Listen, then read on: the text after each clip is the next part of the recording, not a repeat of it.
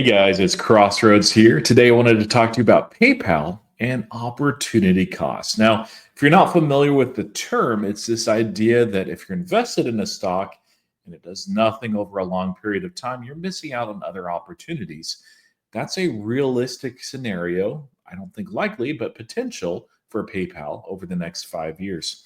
This was, by the way, inspired by one of my recent videos where somebody had said, hey, PayPal could be $65 5 years from here. How likely is that? I would say it's almost impossible. There's always a possibility in the stock market. But let's take a look at the reasons why, along with some charts, graphs, and kind of see the state of PayPal so we can really understand the realistic downside of holding PayPal over the next 5 years. So, first, let's talk buybacks. Buybacks is something that PayPal has authorized. Of course, they reauthorized about $20 billion worth of buybacks is the current allotment. And so they're buying back $6 billion worth of stock this year. They bought back $6 billion last year. And their float size, as a result, continues to diminish. Let's take a look at that. So actually, real quick. But before we take a look at that, let's look at PayPal so far. So year to date, the bears are right. It's been an opportunity cost. Now, the overall market is down, but it's not down 18%. And so over the year-to-date time frame, it's not looking good. Over the 1 year time frame, it's not really outperforming the market, at least by much. And over 5 years, whew, that looks ugly. Of course, we could take shorter or longer time frames and be really selective. But to be fair to the bears, if you have been holding PayPal over most time frames, it has absolutely been an opportunity cost. Let's take a look at those buybacks. So here PayPal is, as far as some metrics. So we've talked about this in some other videos, but let's specifically look at that float size. So if we look here at shares outstanding, we can see there's a little bit of a chart crime here on visual stocks. It's not a zero down here. Otherwise, it would look like a very small amount. So don't think that they've cut the float in half.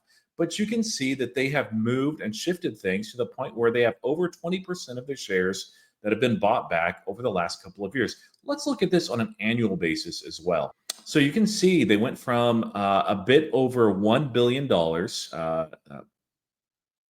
You can see that they went from 1.077 billion shares outstanding to 997. They're actually lower than that. When their 10K came out, they gave an updated understanding of where that, but under a billion shares. That's very exciting. So you'd be like, well, so what? There's other companies that are doing buybacks, but usually not on this scale. $6 billion. Let's look at that market cap. You see the market cap right here? It's just under $70 billion. So let's assume for a second that, hey, the bear is right, that PayPal will be flat, pal, over the next 5 years, just at $65. Of course, that's not going to happen in the stock market, but this is just a hypothetical example. So if that's the case, they've authorized $20 billion worth of buybacks, and that's for probably about 2.5, maybe 3 years.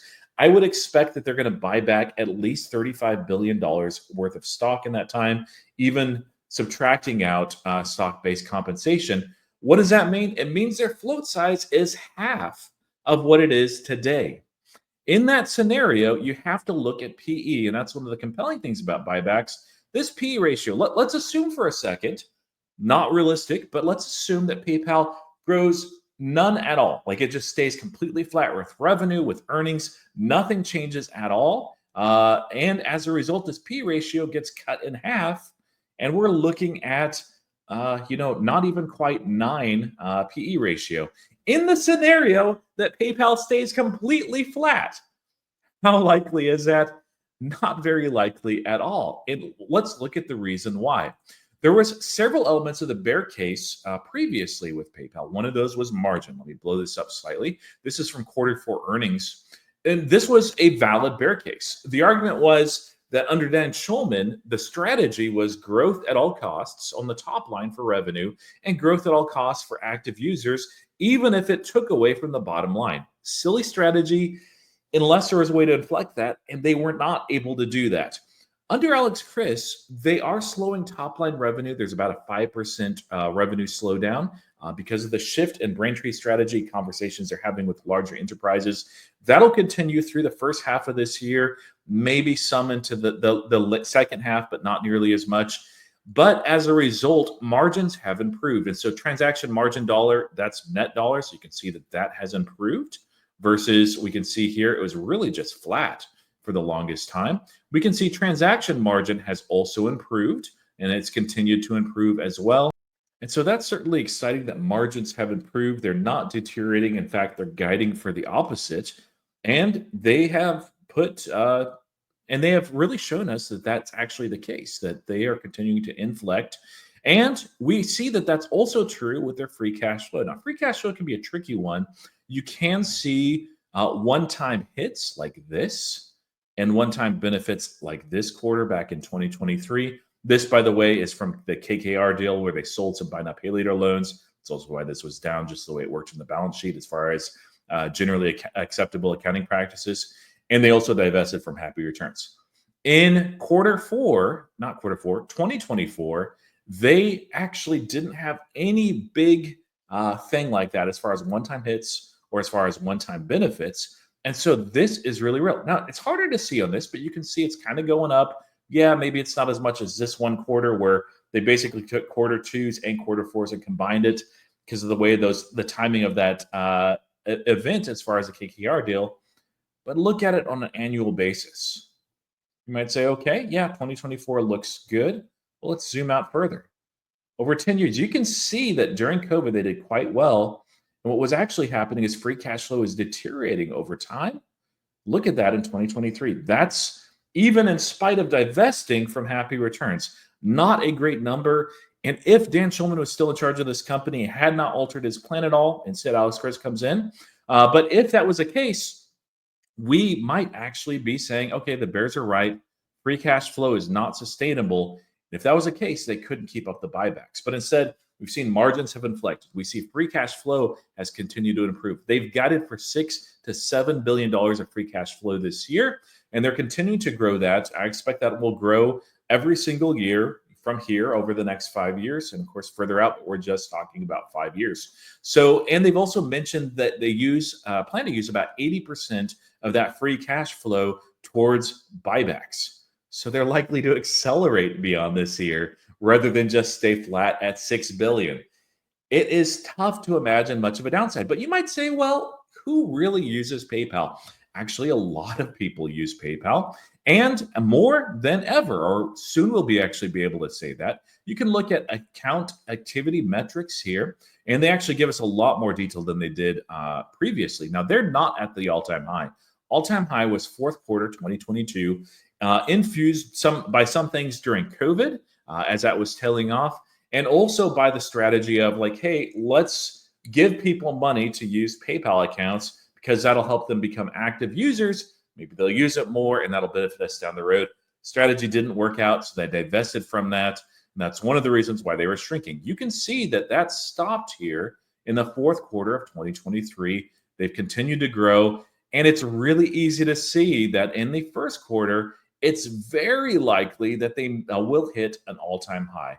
Now, I know that there's a lot of activity in the fourth quarter too, but with new products that they're launching, they mentioned specifically, for instance, just with Fastlane, they said 25% of the people that use Fastlane are completely new to PayPal. They've never used it before. And 50%, actually more than 50% of those that sign up for Fastlane are inactive PayPal users. That's one product. They're launching a lot of other improvements to their core products, especially here in the US. It's scaling globally over the next couple of years. But it's very easy to see active users are not going to deteriorate. Instead, they look to continue to improve year after year as they build out that ecosystem. And they really have a flywheel for the first time in their history from this last year, the development of these new products. So you might say, well, that's fine. Maybe the buybacks are sustainable. We see margins, free cash flow, and active users continue to improve. But what about the competition, Roy? You know, there's a lot of competition out there. Is PayPal really innovating over the next 5 years? Are they actually going somewhere where they can stave off competition or at least hold steady? And the answer to that is almost certainly yes. We got a great look at this during Investor Day. So, this was one of the more important slides here. PayPal previously had all these different products and more, and they would acquire them and do nothing with them. Not really. I mean, they did stuff, they innovated, they'd have their own sales team, they'd have their own HR team, but they were very siloed. They were not integrated into a business to the extent that Venmo would compete with PayPal, which made no sense at all. Braintree would compete with PayPal branded, which made no sense at all. They would launch products that just were disjointed and we're not all on the same page. And their tech platform itself just was lagging behind the competition. Now they're shifting things over to one platform. They've already completed this for branded PayPal. Try out the app if you haven't for a while. At least here in the United States, that's launched. You can use it. It is much better than where it was when I began my investment in PayPal. Zoom, likewise, they've improved that. I'm not a Zoom user. I don't use that for international remittances. But you can see in the first and second half of 2025, they'll be continuing to improve Venmo. They've already improved it quite a bit over this last year, but they'll get this on the one platform as well. Zettle in the first half. They'll begin Braintree and PayPal Complete Payments in the second half, ending in the first half of 2026. So that's well and good. They're shifting their tech stack. So instead of it being based in the United States, which adds to latency and create some friction for the users and also merchants, to a global cloud layer. It's a cloud native application. A lot easier to scale, a lot easier to roll out those changes. Instead of having 50 different merchants on 50 different integrations of PayPal, it's all on one platform. And this will take a few years, though. You can see here this shift results in 20% less latency, which is huge as a payment processor, and faster time to market. And we can see that PayPal has made their products more compelling, and they do need to roll out some of these. Some of these are just in the United States. Some of them are on the small scale, and they need to build them out. But I'll let you read this for yourself. Pause the video, take a look.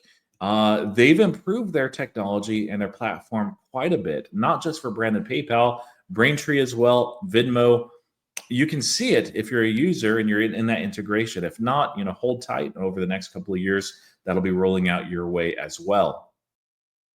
And one of those new products that they're rolling out, advertisements, they provide tremendous unlock as far as value. And you can see this is rolling out throughout this year, but provides a 65% checkout total payment volume lift from accounts that saved and enrolled offers, and 106% merchant offer redemption year-over-year growth.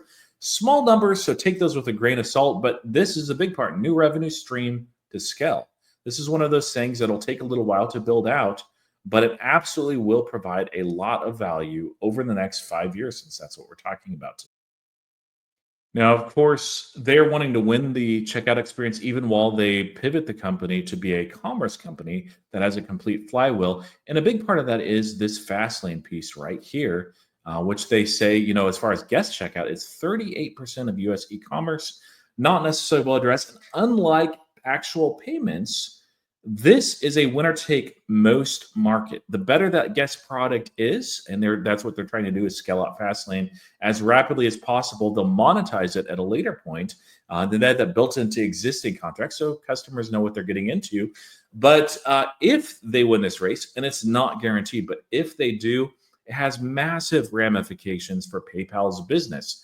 If they don't, that's not great. But even the vaulted experience itself really delivers a lot of value. I'll let you read the slide for yourself, but let me share with you one more slide from the Investor Day. And that's this slide right here. If you think that PayPal has not improved, side by side screenshots, the old experience versus the new, it's a lot more streamlined, a lot snappier, a lot less latency. There's actually fewer buttons to click as well. It's very simple and easy to use. And it provided 105 basis points lift on conversion on mobile experience.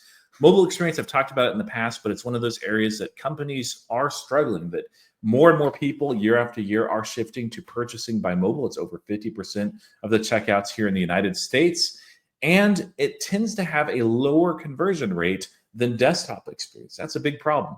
With PayPal, it's actually higher because of innovation and integration like this. And so you can say, okay, well, I see that PayPal is offering buybacks on a massive scale. Their margins have improved, free cash flow has improved, active users have improved. That innovation timeline is at least somewhat compelling. You have to admit it, even if you're bearish, that they are innovating, even if they don't get everything right. And by the way, we've only touched the surface with the innovation and the ways that they're going in the full and by the way, we've only touched the surface with what PayPal is actually innovating on. There's quite a few other products that I don't want to put in this video just because it's long enough as it is. So the bottom line is this: if you buy PayPal over the short term, it can certainly go down or up. They can do that, but over 5 years, it's really almost impossible to see PayPal be where it's at from 5 years out. That doesn't mean that we don't see an opportunity cost. Perhaps PayPal rises, let's say it doubles over 5 years. Hey, that's great. That might be an underperformance over the stock market. And so I personally, what I think that PayPal will be doing based on just some of these innovations rolling out, based on the buybacks, based on the leadership, based on the vision, based on the integration of PayPal One platform, I think that we're looking at a new all-time high by 2030 for PayPal. Let me know what you think in the comments. Is PayPal at this valuation compelling to you? Are there risks that you think that I'm underplaying and overlooking? Let me know in the comments. As always, thank you for watching, commenting, and subscribing. For now, happy investing.